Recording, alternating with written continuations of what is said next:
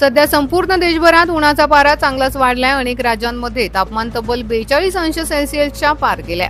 या कडक उन्हात पाठीवर जड दप्तर घेऊन शाळेत जाणाऱ्या लहान मुलांचे प्रचंड हाल होत आहेत। यातच सोशल मीडियावर एका चिमुरड्याचा व्हिडिओ सध्या तुफान व्हायरल होतोय।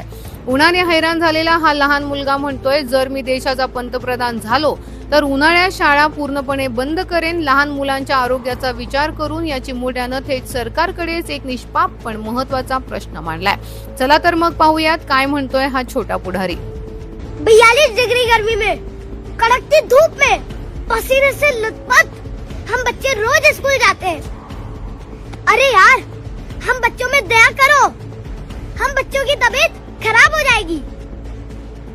जब मैं प्रधानमंत्री बनूंगा ना, गर्मियों में स्कूल जाना बैन कर दूंगा। You are better understand.